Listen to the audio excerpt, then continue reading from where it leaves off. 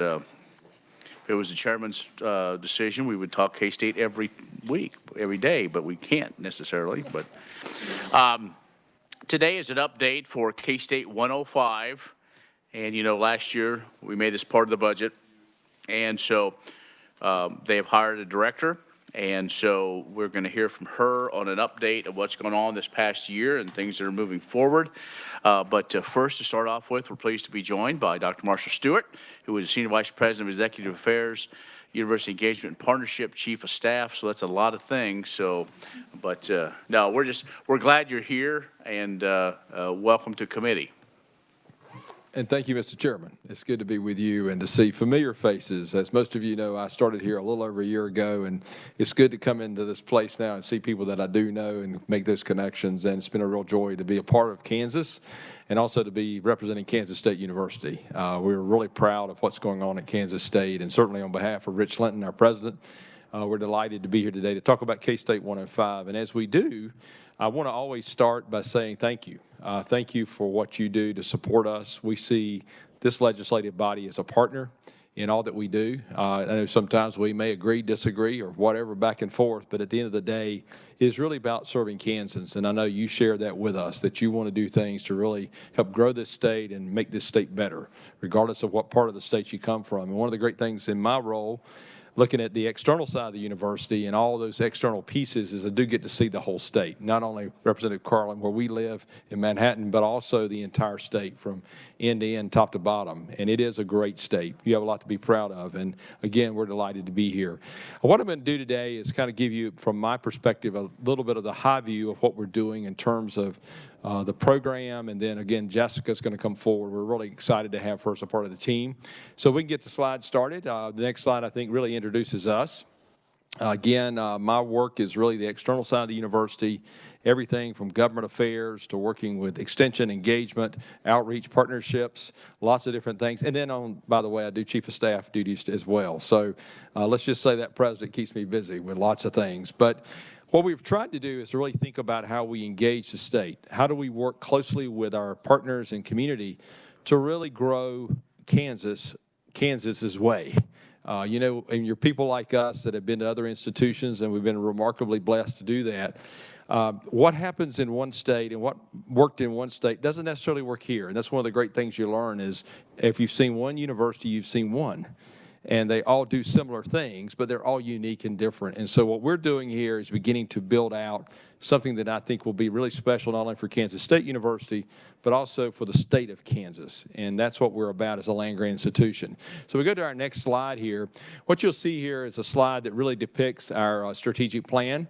I think all of you, if you've been around Rich Linton at all, our president, he's talked about this plan and the work they've done and we're doing. When I got here, this was really to bring together stakeholders from across the state. 105 counties had all representation in it, as well as internally within our university, to really craft out what it would mean to be a modern-day land grant. Now, land grant, for most people, when they think about land grant, they think about agriculture, obviously. That's really important to this committee and those of you here. But it's also more than that, because if you go back to 1862 when it started, it was really about opening up access to higher education for lots of people who, for the most part, those that didn't have connection to it, where were they? They were in rural America, small town America. And so it did that. And in 1863, we started Kansas State University. And since that time, we've really been about access, opening up, lifting up people, certainly serving the agricultural rural communities, but really trying to figure out what makes sense for the 2.8 million people that you call citizens and we call our student body in terms of the state, because we have a statewide mission, and it is to serve all 2.8 million people as a land grant. That is a distinction of a land grant. It is not only that we do great research, great teaching, but we also do that extension of the university. So we extend out. There are literally hundreds of thousands of Kansans that will never come to our campus, but what we do is take it to them. We figure out ways to take knowledge, information, research-based ideas to them to improve their communities. This plan is really predicated on that, to really lift that up and to try to figure out how would we do that in 2024. What should that look like? Times were different in 1863. They are different today, and how do we do that in a modern way to really lift all of our citizens up in a unique way?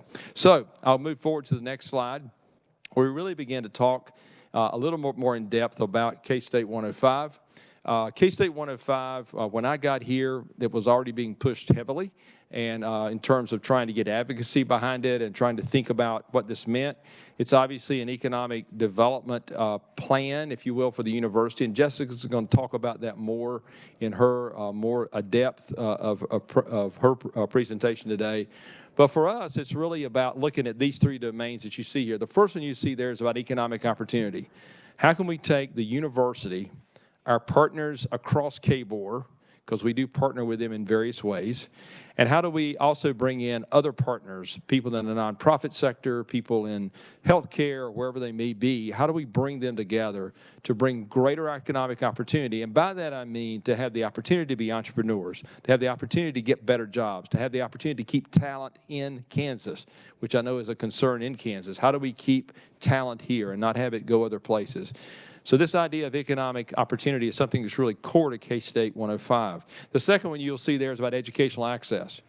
One of the things we know in our work is that if we educate people better, they'll have greater opportunity economically. Those two things intersect. This is not new for Kansas. It's not new for the country, but those two things do intersect. When you truly give people the skills they need, and you know, if you think about higher education, we don't oftentimes talk about ourselves as workforce development, but at our heart, that's what we are, because we prepare young people, for the most part, for careers. And then when you extend that out across 2.8 million people, it's about giving them the tools they need to lift themselves up to have that kind of opportunity. So education is important. We do that through extension, through engagement, through all kinds of programs.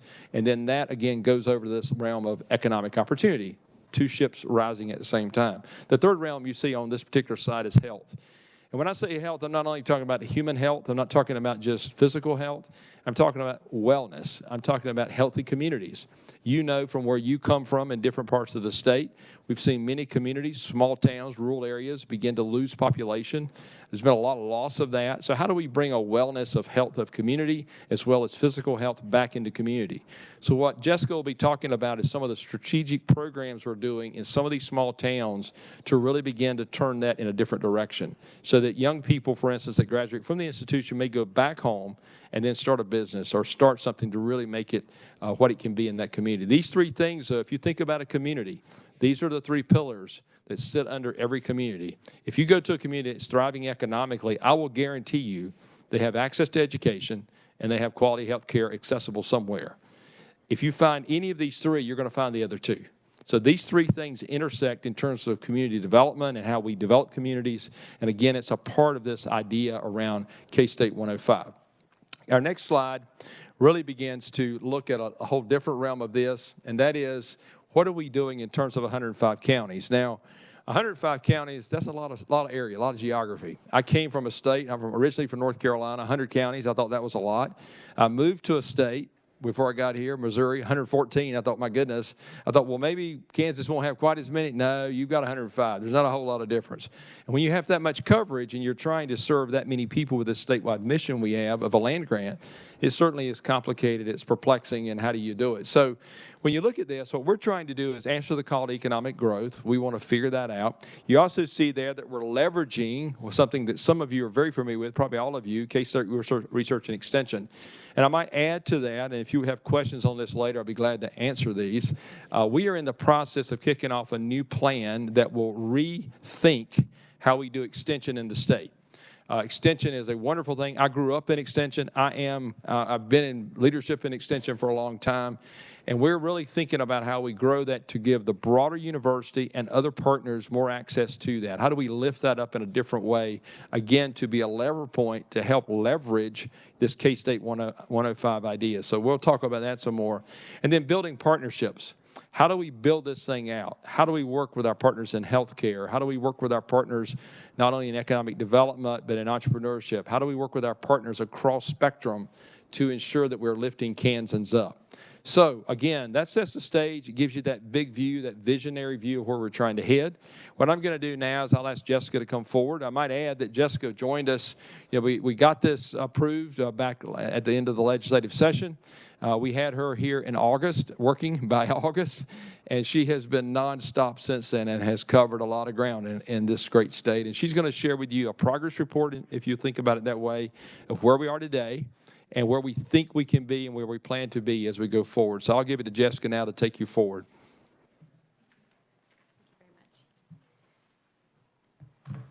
Thank you, Dr. Stewart, and thank you, Mr. Chairman and members of the committee. I am very honored to be here today. I'm Jessica Nadd. I'm a lifelong Kansan. I'm a K-Stater. I'm a recent back to Manhattanite after living 15 years in Pratt, Kansas, USA, where my heart absolutely is, and we also farm in northern Pratt County, so I'm very familiar with the agricultural landscape of the state of Kansas, and it is just a true honor to be here. So looking at why K-State, why are we doing this? Why are we thinking about extending ourselves to all 105 counties? We already know that we're there with research and extension, but really K-State 105 is not just an initiative. Is this okay here? Can you hear me okay? Okay.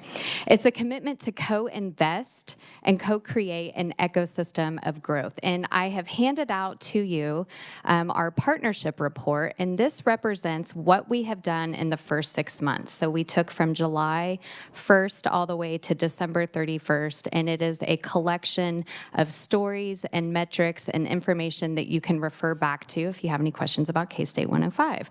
So, how did we get here and why K-State 105? So as Dr. Stewart mentioned, Kansas State University has an economic prosperity plan, but also within the Kansas Board of Regents plan and the Department of Commerce's framework for growth, they all share language that says colleges and universities should be working on job creation and economic prosperity in small communities and big communities across the state. So that is really how K-State 105 answers the question and the call for that action.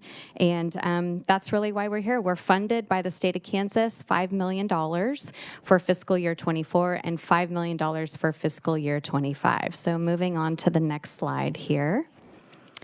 So a lot of you already know within your own communities that the state of Kansas has at times experienced uneven economic growth from north to south, from east to west. And the economic engine among our state is really small business and small business development. So Kansas State University thinks that with our expertise, both on campus, across our other campuses across the state, whether it's K-State Olathe or K-State Salina, through research and extension, we have the ability to help supercharge business support across the state. So next slide. What can you expect from K-State 105? What are the items that we're looking at? What are the ways in which we're going to deploy our mission? Well, first and foremost, as mentioned, we are thinking about job creation. We're thinking about building out capabilities, not only within the university, but out into the state of how we do that. We're looking at attracting capital and equity investment and business development. We're also looking to offer technical assistance and workforce development. One thing that Dr. Marshall Stewart mentioned just a little bit ago was about the workforce issues that communities face. And so K-State 105 is very aware that communities are growing, have had a focus on housing, affordable housing, healthcare, childcare, it could be broadband.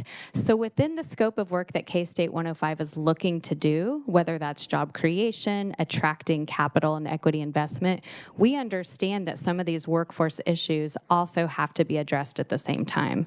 So if we take a look at the next slide here, I can show you. I'm going to kind of come back to that community support here in a minute, but what will we measure through K-State 105? What are our metrics? So these metrics guide our decision-making for K-State 105, and we are also looking at, I've already mentioned direct jobs created, capital investment, new businesses helped, and business entrepreneurs receiving technical assistance. But through the lens of K-State 105, we are also monitoring and measuring our geography across the state and our demographics across the state to make sure that we have the ability to help out a particular area in the state that might not have had as much assistance, whether it's through Kansas State University or partnering with other university partners. And that takes us to the next slide. We are not doing this alone. K-State 105 is about partnering It's about building knocking down roadblocks that existed before. And we really think about K-State 105 and catalyzing our mission in several different ways. As mentioned, we have research and extension. To me, that's the heartbeat of the state of Kansas. I was involved in research and extension growing up. I was a member of the Extension Council in Pratt County. And so I understand the amazing work that happens within research and extension. So K-State 105 is honoring that expertise and honoring those capabilities, but then also opening up additional capabilities within the university. And then the second bullet point is talking about other universities. One of the first projects that we moved forward with as soon as I hit the ground running as director of K-State 105 was partnering with Fort Hays State University. So through Fort Hays State University and our statewide partner, Network Kansas, we helped support the Small Business Development Center. So I have another slide on that I'll get to. But the main point is that when we think about K-State 105, you rarely can tell just one story. There's layers of stories because what we're trying to do is layer levels of support and do something together that one of us could not have done by ourselves. So the last bullet here is really talking about building additional capabilities. And I will move to the next slide here. I mentioned Network Kansas is our statewide partner, and I'll circle back to that when we get there. Okay, so $5 million in fiscal year 24, that's correct. So when we first got started, we anticipated that a bulk of the funding was going to be used for business and entrepreneur support. And then we anticipated around 19 to 20% would be that community support. So those could be projects that are supporting affordable housing, bringing out architecture students or working together with Habitat to be able to help a community. After the research and extension folks have done a community assessment for housing, what do you do next? So that's what we're thinking about when we talk about community assistance. And then we had a percentage for program support and management, and then outreach and impact. So update, as of 11:15 p.m. last night, I went through the numbers again, and we've realized that we have committed almost the entire $5 million, and we did just about what we thought we were going to do. We were a little bit heavier in the business and entrepreneur support, and we were pretty lean on the program management and program support side of things. So I'm very proud of that. That shows that we have the ability to implement and come up with programming, come up with a plan, and take a strategy into full tactics into the state of Kansas. And so the team that I get to work with, I'm very, very proud that we've been able to do this. So when we look at the different type of capital that we've also leveraged, most of our projects have either had anywhere from a match of about 25%, but we do have a significant portion of our partnership programs that are matched at a 1-to-1%, or excuse me, at a 1-to-1.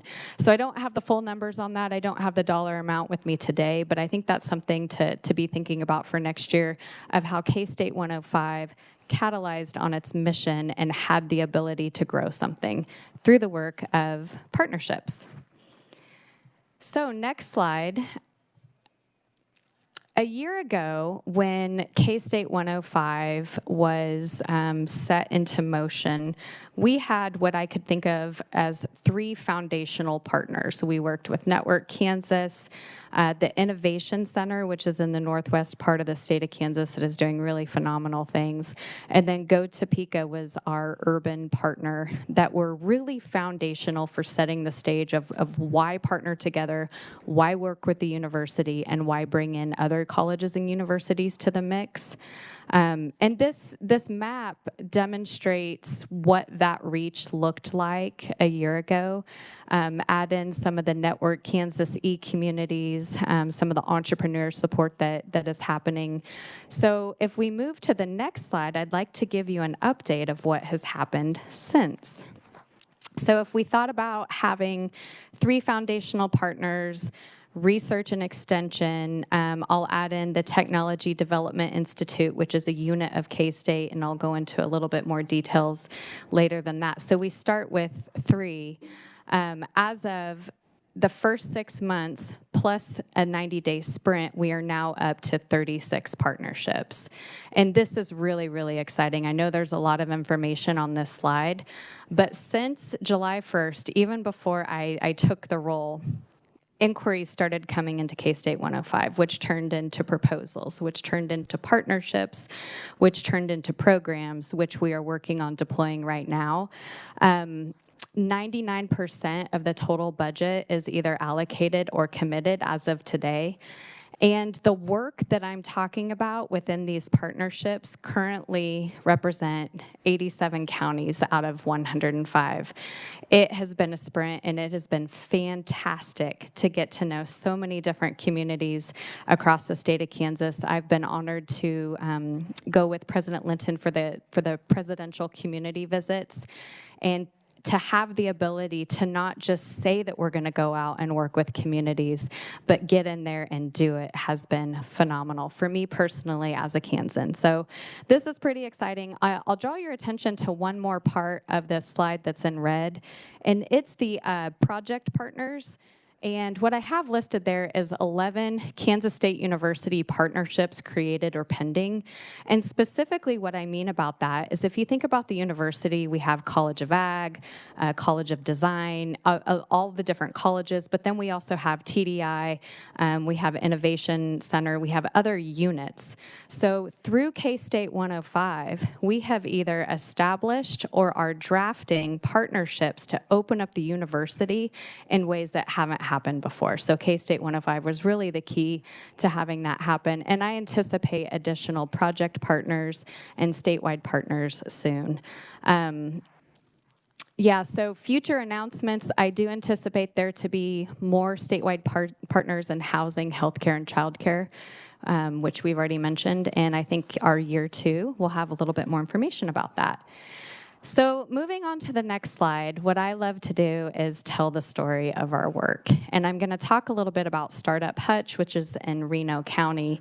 And this is a great organization that we've been introduced to through Network Kansas. And what they want to do is they want to think about the work of EcoDevo, and they want to think about the work of their economic development program, and they want to go out and be navigators for business. They want to be kind of the bear hunter in the community so that they are out trying to figure out what kind of services people need and how do we plug it together. This is a really cool example of a story that is totally K-State 105. So we've got Startup Hutch, Reno County. Network Kansas, which is a statewide partner, is saying, hey, we like this project. And we think that if Reno County can do e-navigators, that this might be something that we could scale. We could take a project or a program, and we could have other communities try it and see if it works. At the same time, we had Douglas County come in. They didn't know anything about Startup Hutch, and they had a program that was similar yet different because, part of what they're doing in Douglas County looks a little bit different than Reno County. So what we did is we put everybody in the room. We brought in Network Kansas, and the decision was, what do we do with this? Do we make both groups do it the same way? And do we call it one big project? What we decided to do was to move forward with both projects in their own unique way. I think about that as place-based. Douglas County had different needs and different resources than Reno County. But what we've asked them to do is through this partnership, through K-State 105, they're going to deploy the mission that makes the most sense for their region, but they're going to work together. And so quarterly, we made the introduction. They're going to get together for quarterly meetings. And at the end of the year, they're going to invite other communities in Kansas to join them on these conversations. So to me, that's just a great example of what K-State 105 can do. Both programs involved research and extension agents within their community to also bring them alongside a little bit more of the EcoDevo capabilities. So for us, that was just a great example of what K-State 105 can do together that maybe some of us couldn't have done alone. Now I'd like to give you a couple more examples. The next example is of the Technology Development Institute. And you might have seen the story in the news already, but TDI is a unit of K-State. It's out of the College of Engineering. And what they have done is they have developed a system to where they can scan old buildings. And so I don't know if you can see that picture. There's a gentleman in that picture, and he's wearing, a piece of equipment. So picture this. Picture your hometown, or picture the area that you're from, and think of that downtown. And think of that one building, the building that your community doesn't know what to do with. Maybe it's worn down, maybe there's no tenants in there, maybe it's an eyesore. And as a community, you've already done a community needs assessment, research and extension has been involved, and you're asking yourself as a community member, what do we do with this building? Are there additional things that this building can do for us? But you might have an obstacle. There might not be a blueprint. Might not be a contractor that's willing to even touch this building. So what TDI can do is they can come in and make a digital twin of this building and then produce professional architectural drawings. So what that happens in your community, what you're able to do is then make a decision. Should this be affordable housing? Should this be a daycare center? Is this something that would better serve our community by not existing anymore? You're able to make those decisions. So through K-State 105, through the funding that we were able to provide, and through our statewide partnerships, TDI can now go out and scan more buildings across the state and help communities make decisions. So this is a great example of not only people coming together, but I have to tell you a story about this. So we asked TDI to give us a year-long proposal of what they wanted to do, and they got through the first quarter and realized that communities in Kansas had such a need for this service that they came back to me and said, hey, can K-State 105 be flexible? Because as it turns out, we don't need to spend a whole year piloting whether or not something could work. We already know it can work, and there's a demand. So can we shift the way at which we're going to operate this project? So we went back, we put our heads together, and we said yes. Through K-State 105, we're going to allocate an additional 50,000 square feet to be scanned out in the state of Kansas so that communities can help make these decisions. So this is another great example. Like I said, when it comes to K-State 105, you can't just tell one story. So you kind of have to follow along and figure out what the different layers of success look like. So moving on to the next slide, I wanted to just give an example of what our metrics look like and how we're thinking about them. I would say the TDI example is probably one of our most robust, and this is the type of work that the TDI group is already doing. So it made perfect sense to plug them into K-State 105. So as you can see, they are committed for the entire year to work on created jobs. And I think that when it's all said and done, they're going to come really close to what they've put out there for their goals. So the right-hand column are their goals, and it's their progress to date as of just a couple days ago.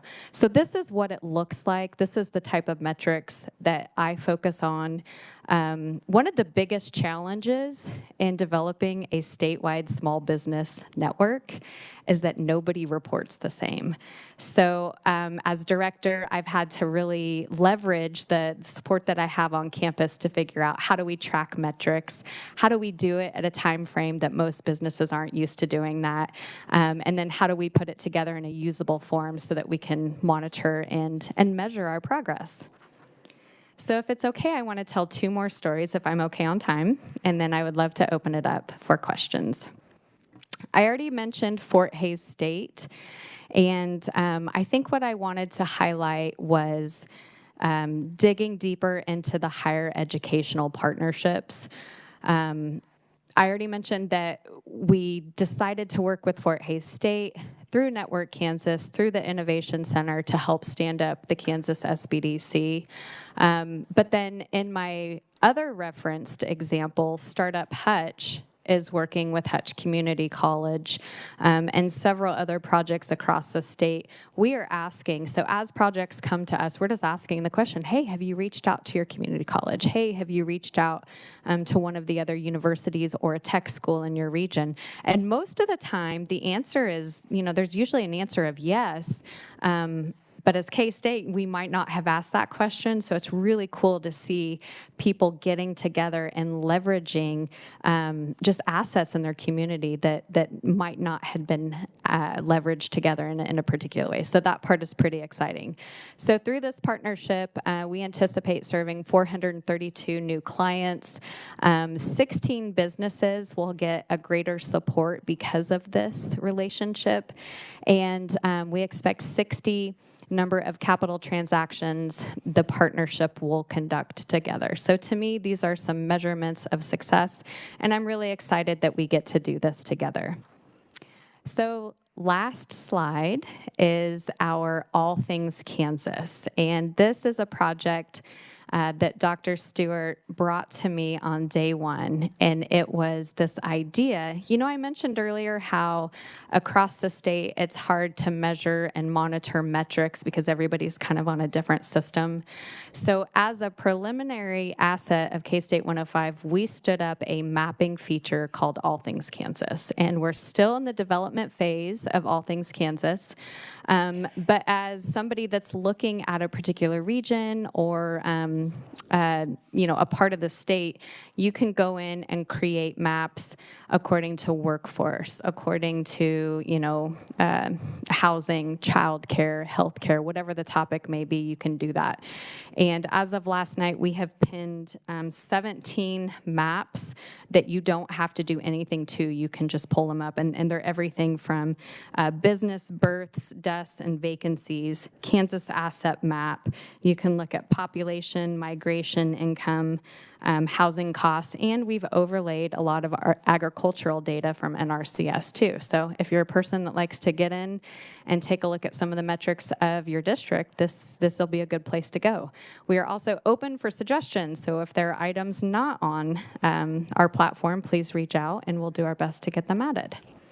So in conclusion, we are looking to do projects and impact our communities in ways that have never been done before.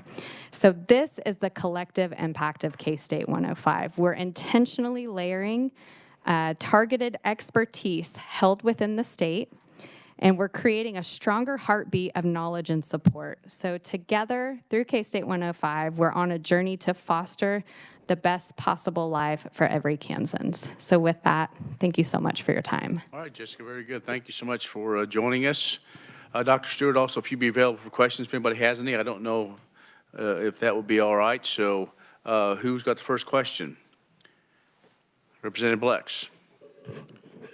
Extension has a long history. I assume you're going to have to take existing, as opposed to a mass hiring and a lot of money, to take existing agents currently serving in those 105 counties and reprogram them to a little bit to figure out how to, some older person like me that may want to sell a business and connect with something. And I understand that certainly in the urban counties we're seeing the agricultural input. Not many people need to learn how to can food anymore compared to what it was 30 years ago. And I kind of applaud you for what you're doing. I think that is a good thing for, our rural communities. There's a lot of potential out there, and we got a lot of obstacles to overcome, and you certainly have that 105 county base already established with a lot of credibility. I contend that the people that would make the best legislators are previous county ag agents that dumb people ask them dumb questions all their life, and then they go to the PhDs at K-State if they can't figure it out. So over time, they get pretty smart. But how are you going to transition some of those older people that's entrenched, and that's all I do is livestock. All I want to mess with is this particular area of expertise, crop, and what kind of a time element are you going to look at it? How you plan on doing that? Well, I will tell you, it's not easy. I've done it before, and it is hard. And let me just say a word about extension. First of all, I am absolutely a huge believer in extension. I was Vice Chancellor of Extension Engagement, University of Missouri. I was Associate Director in North Carolina State University, and extension is now part of the portfolio that I work with Ernie Mitten and Greg Hadley on at K-State. But what's happening in extension nationally is you have to move them. There's two elements of extension.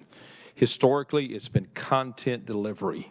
when you talk about working with livestock or agronomy or 4-H or whatever, all great things, and you don't want to walk away from that. So there's no indicate, we will not, and I will say that publicly, we will not walk away from that.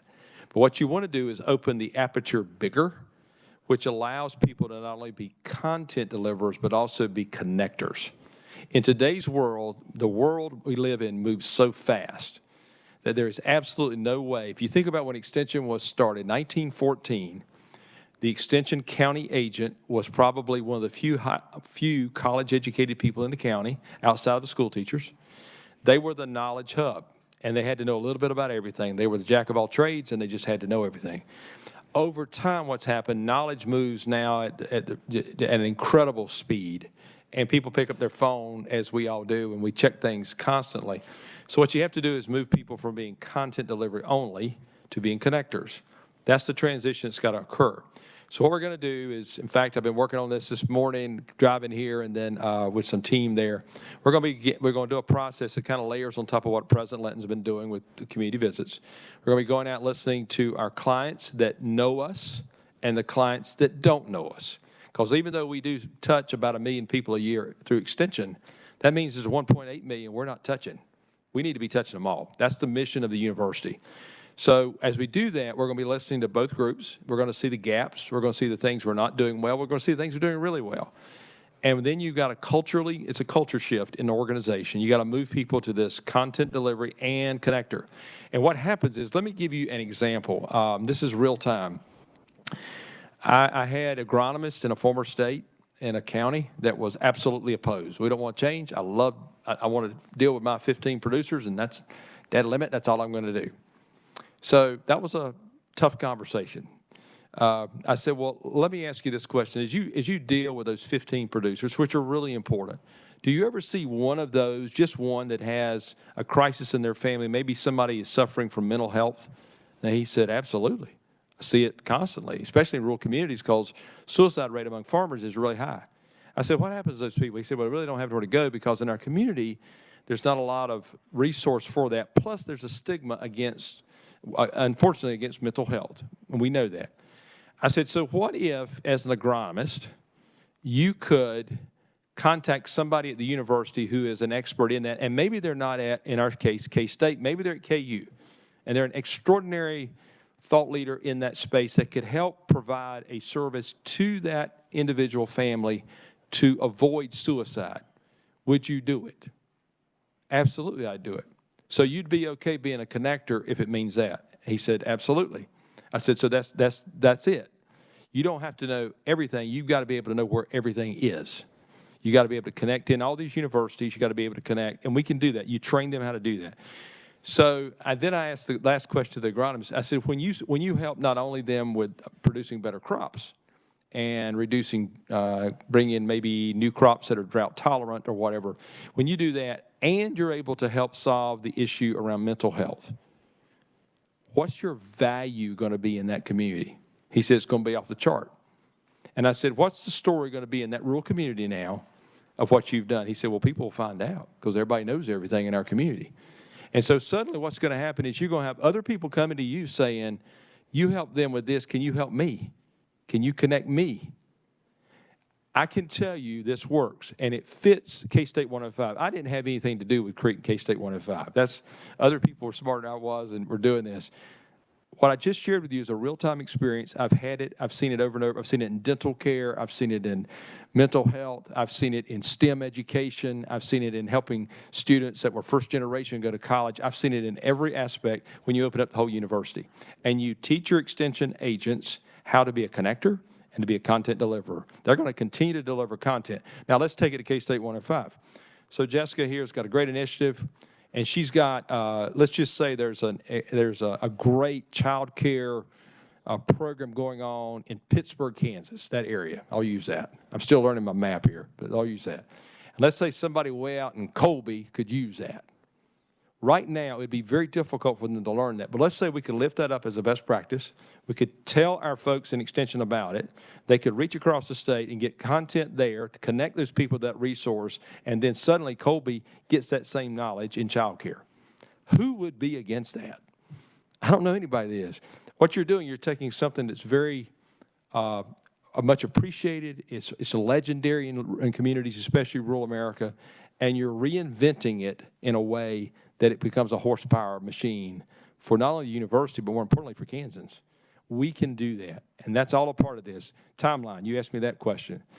What we're doing now is this listening part. We're going to be doing that over the next couple of months. We'll be coming back with a plan. We've got folks that will generate that. They'll come to me with it. I'm sure I will tweak it some because I have to do that to get it on sort of a high octane. But our plan is that come this fall, we'll start this process. Now, I will tell you, it will take time. You will have a group of people that work in extension, and I'm one of them. I've got all the scars of working in extension for a long time, good and bad. There'll be a group of people that are first adopters. There'll be people that jump all over this. They can't hardly wait. That's 20%. You're going to have another group in the middle at 60% that could go either way. When they see it working over here, they're going to slide right with us. You're going to have 20% that's probably going to be always resistors, and you probably can identify somebody that you may know in your community. You think they're probably in that bucket. You may be surprised. Sometimes they come with us too. But there's always going to be that. But what I found, and people often tell me, I've worked with county extension boards, and they're an important part of this. How do you bring them along? I can tell you county extension boards get excited about this when they see that this is more, and I'm not having to put in anything else because the university's opening itself up to us, and I'm opening up KU, and I'm opening up Wichita State, and I'm opening up. When I begin to open all that up, I'm telling you, it goes on steroids, and it's like you've just got this high-octane machine now, and you're able to grab it. And K-State 105 is the piece that's sort of the catalyst, as you use that term, to really cause it to happen. That's a lot I just dumped on you, but I hope that gives you a sense of what we're trying to do here. Yeah, thank you, and I think you're spot on, and probably unknowingly, which my favorite saying, even blind hog finds an acorn every now and then.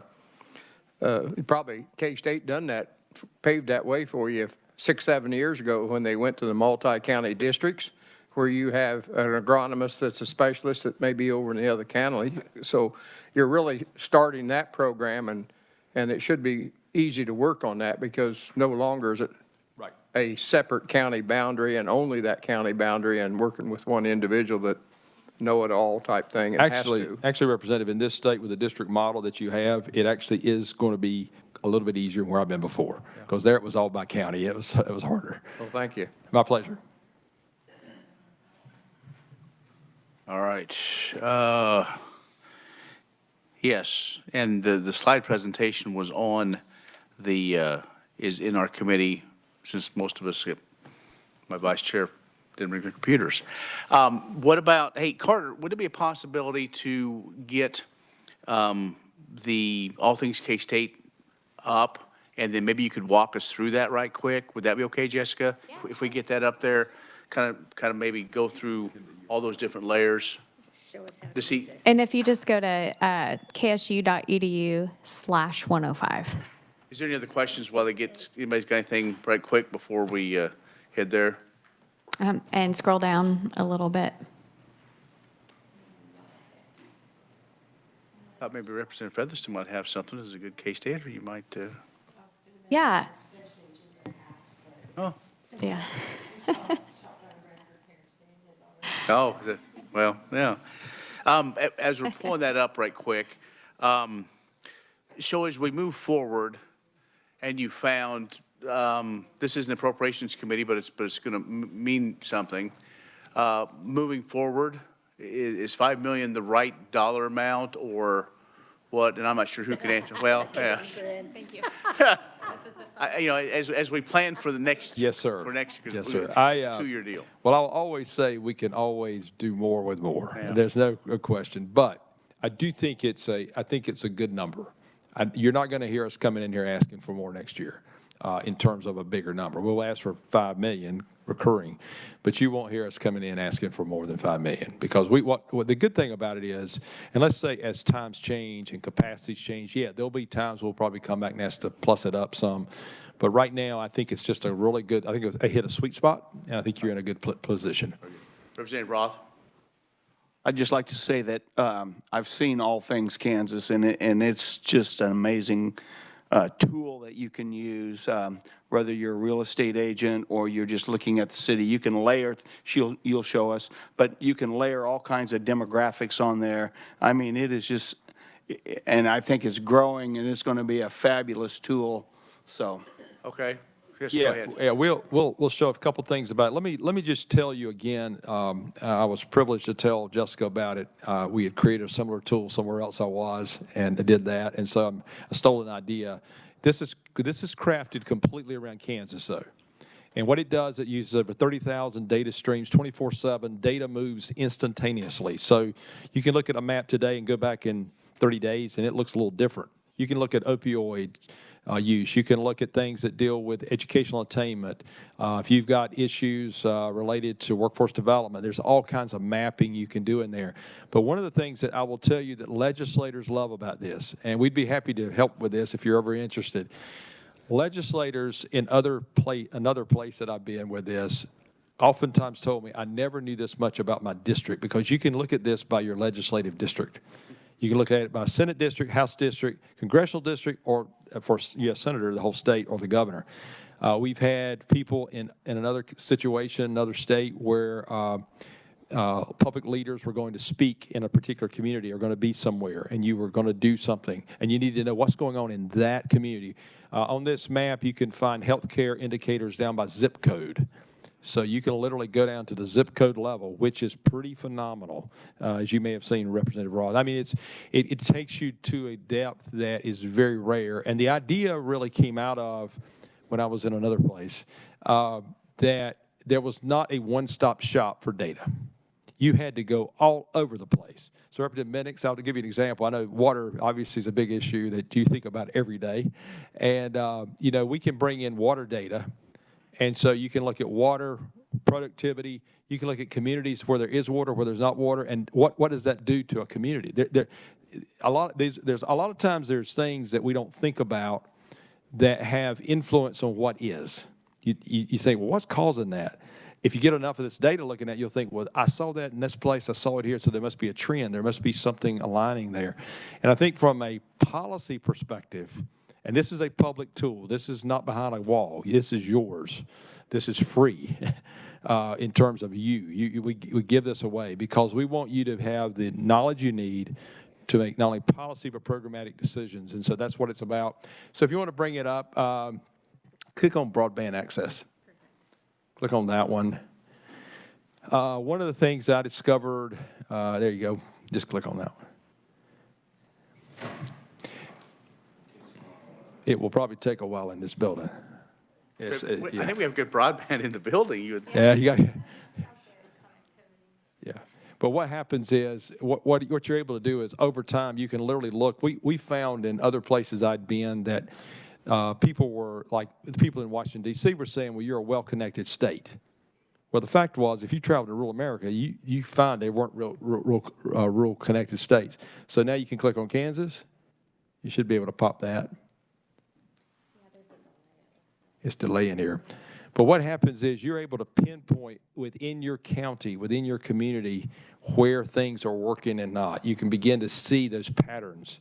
And so, again, what we encourage people to do is take this, and you get a chance to get in front of your computer or looking on your phone, which I do a lot, and you can really begin to see where you're going, what's going on in that community. As you get in tighter, you can put in things like what community you want to look at, what county, what town, what zip code. It takes you right down to that level. And it gives you a combination of FCC, federal.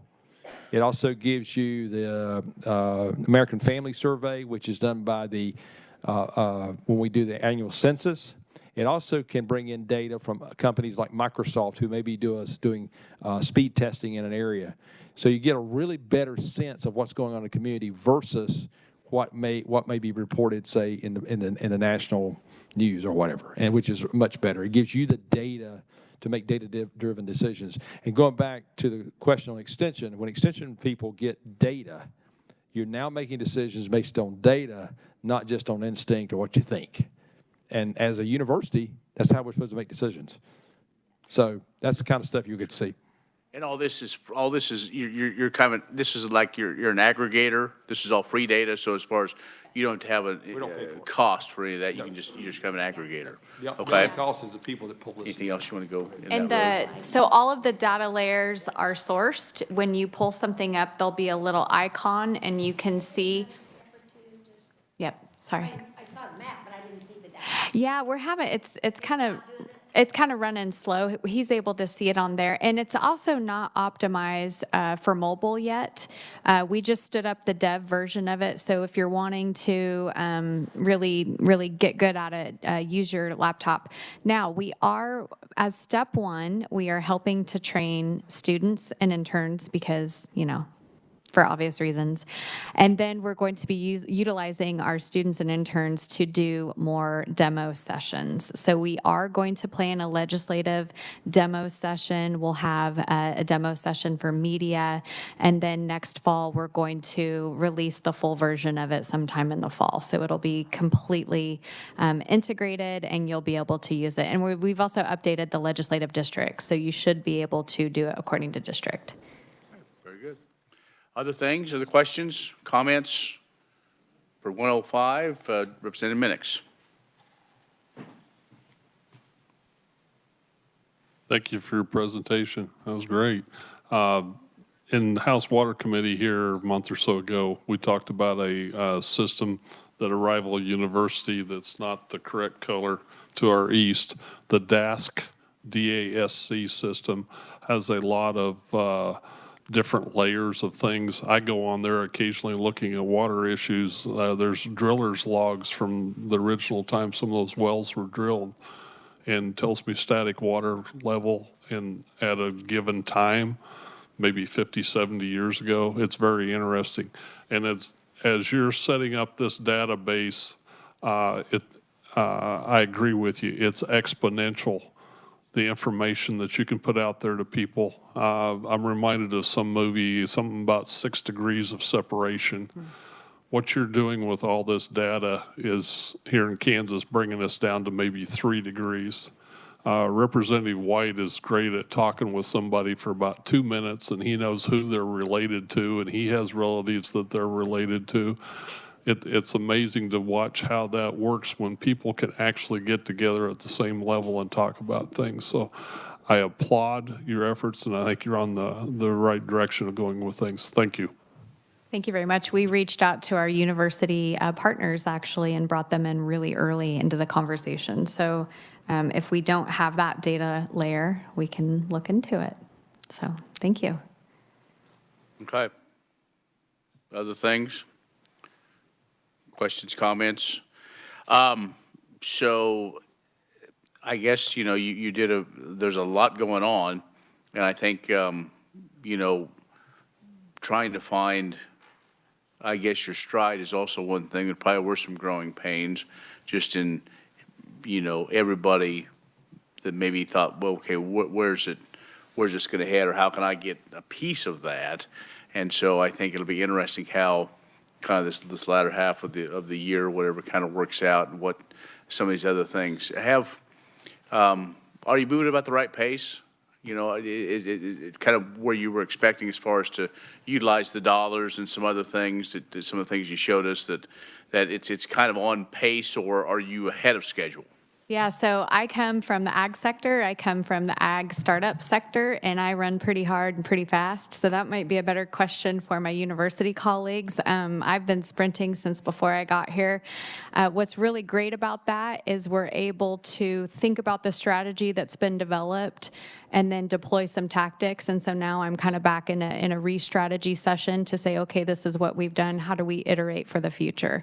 So we are looking at building some internal capacity for the K-State 105 team. I'm hiring a data analyst, and I'm looking for a person that can really take ownership on the All Things Kansas and get out there and do some really interactive and energizing sessions to be able to, just deploy the assets that we're standing up through K-State 105. So to answer your question, I think we're running pretty hard, but it's also really good to continue to build that capacity out internally. Okay. And also that it is in page 22 in this, the guy that has the the cameras looking at the old inside the old building. So if you want to take a look at that a little closer maybe than what that was. So, okay, Representative Minix.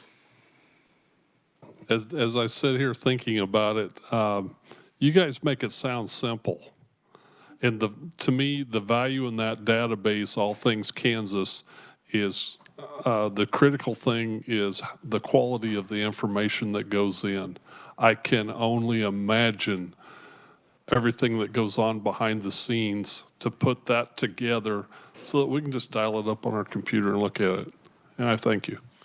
Thank you so much. We have a fantastic team behind us, and I'll let you know, just connecting it back to research and extension, if a community is looking at grant writing and you have to create that narrative for a grant and maybe you're on a short time period, groups like All Things Kansas and resources like that are something that you can use to create the narrative and then cite your source. So we're looking at ways to make that more robust in the future. Very good. Last call. That's a Nagyville reference, by the way, if you didn't know. So, all right. Jessica, thank you so much. Dr. Stewart, appreciate you being here. Okay, well, here we are. Did y'all think 2 years ago we'd ever get to this point, the last meeting? So I just want to thank you for being here, being good committee members. We got a lot done. We really kind of did. I wasn't exactly sure, and you know, I'm more of a reactionary than one that creates a lot of bills just to give us something to do. I think as you look back on the last 2 years, we've probably done things that the agriculture committees have never done, probably, to spend time on regenerative agriculture, food systems, and of course the traditional things like Kansas State and you know, just kind of where things are, like yesterday, right to repair. Just to try to give you information as you talk with your colleagues here in the building, but as well as your constituents. And so, so I appreciate you bringing your ideas and your input. And I think, I hope that you think that this committee has been firm but fair, that the chairman has given everybody ample opportunity, sometimes maybe more, to talk more than maybe what they should have, but everybody has been. So I just want to say, you know, kind of thank you for that. Like I say, you've got 2 free days in the afternoons.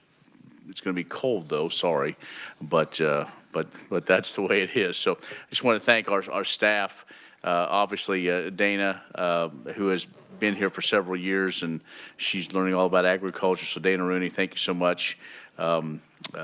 She's kind of had to, we jumped in just the first day and typically our morning meetings are held about 1 o'clock in the afternoon because there's always been stuff going on. So Heather O'Hara, of course, great. You know, we didn't have a lot of heavy bills as far as they had a lot of dollar amounts, but thank you for always being here.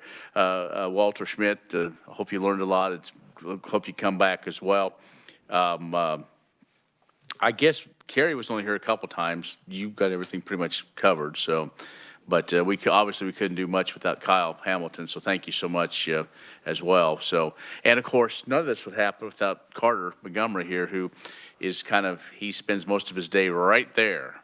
So he learns a lot, from appropriations in the morning to health to agriculture. So he probably goes home and cries every night going, what in the world have I got myself into? Or he just doesn't listen. You're a Thunder fan, so I'm not sure, you know, if that's fine. And of course, my ranking, Representative Carlin, thank you for 4 years. You've been here most of the time. Some days I don't know exactly where you are, even if you're sitting right here. No, that's fine.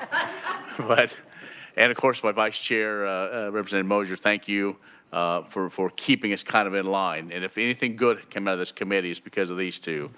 They just kind of point me in the right direction. So. There is the Washburn Ag Law barbecue tonight. It is at the Dole Center, or the Dole Building, which is the new law school. It's right in the corner there, southeast corner of campus. And so that's going on tonight.